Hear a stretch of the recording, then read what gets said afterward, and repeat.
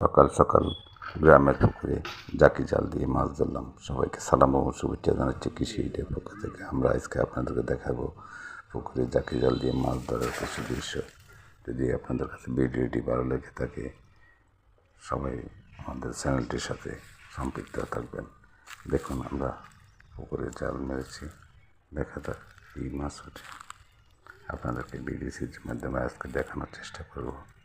অত্যন্ত মনোমুগ্ধকর গ্রামীণ পরিবেশে এই দৃশ্যগুলো এখন সচরাচর দেখা যায় নাই বললেই, এবং গ্রাম ও শহরের আধুনিকায়নের ফলে এই চিত্রগুলো দিন দিন হারিয়ে যাচ্ছে। তাই চেষ্টা করলাম আপনাদের মাঝে এই চিত্রগুলো তুলে ধরার জন্য, এবং এইসব মাছ ধরার দৃশ্যগুলো আপনাদের সামনে তুলে ধরে যদি আপনাদের অতীতের স্মৃতিগুলো মনে পড়ে তাহলে আমাদের এই ভিডিওটি করা সার্থক হবে। দেখুন একটা মাছ পড়েছে, মাছটি ধরার চেষ্টা করতেছি, দেখা যাক পাই কি না।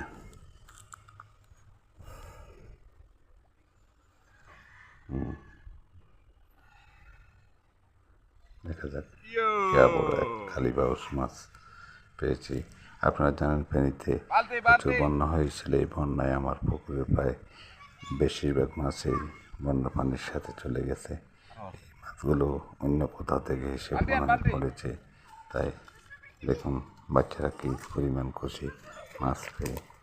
আপনারাও এই ধরনের দৃশ্যগুলোর সাথে সম্পৃক্ত গ্রামীণ এই দৃশ্যগুলো যেটা বলতেছিলাম, বন্যার ভয়াবহ যে পরিস্থিতি গেছে সেখানে পুকুরের মাছ যারা চাষ করেছেন তাদের মাছ সব মাছই বন্যা পানিতে চলে গেছে। তাই এই মাছগুলো কোথা থেকে এসেছে জানি না, মাছের বেশিরভাগ মাছের বন্যা পানিতে চলে গেছে। আপনাদের ভালোবাসায় যে পরিমাণ মাছ আছে তাই নিয়ে আলহামদুলিল্লাহ। এই মাছ দিয়ে প্রকৃতির সাথে তো কেউ হাত ধরতে পারছেন, তাই প্রকৃতিকে দায়ী করেও কোনো লাভ নেই। যে পরিমাণ মাছ আছে সেই মাছ নিয়ে সন্তুষ্ট রাখতে হবে।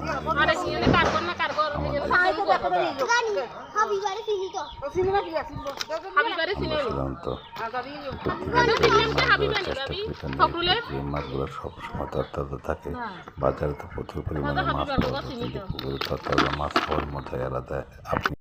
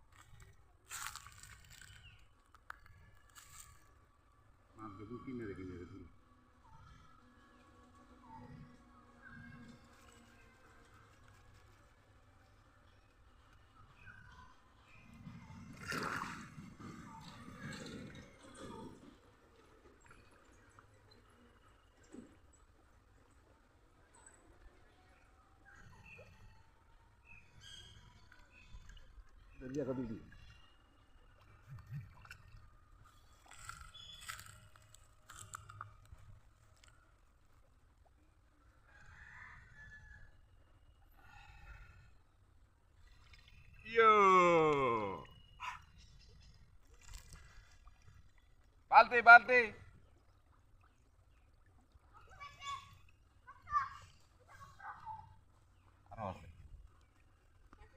বালতি আন বালতি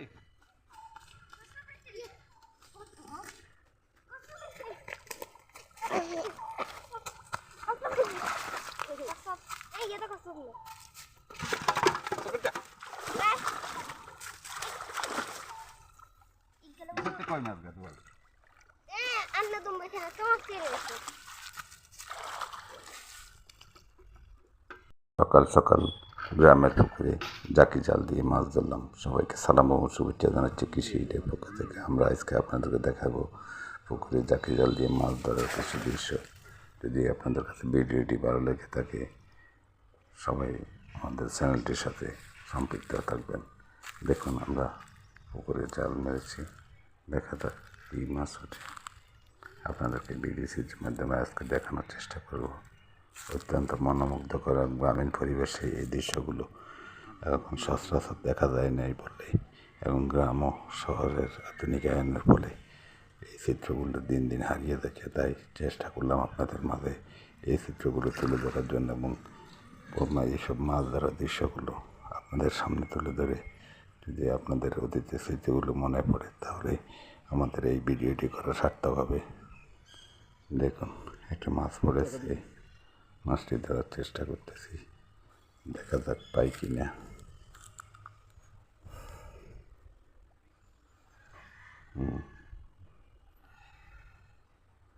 দেখা যাক বড় এক কালীবাউস মাছ পেয়েছি। আপনারা জানেন ফেনীতে প্রচুর বন্যা হয়েছিল, এই বন্যায় আমার পুকুরের প্রায় বেশিরভাগ মাছই বন্যা পানির সাথে চলে গেছে। এই মাছগুলো অন্য কোথাও থেকে এসে পড়েছে, তাই দেখুন বাচ্চারা কী পরিমাণ খুশি মাছ পেয়ে।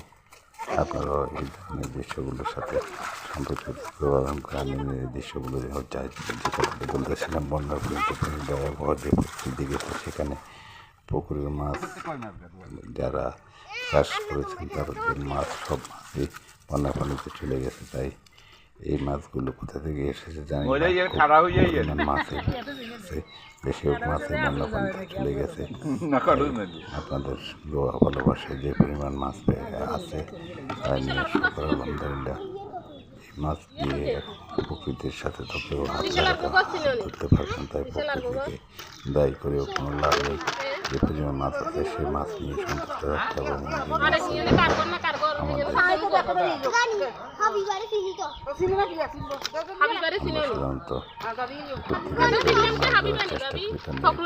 মাছগুলো সবসময় তরতাজা থাকে, বাজারে তো প্রচুর পরিমাণে মাছ পাওয়া যায়, কিন্তু পুকুরে তরতাজা মাছ খাওয়ার মতোই আলাদা। আপনি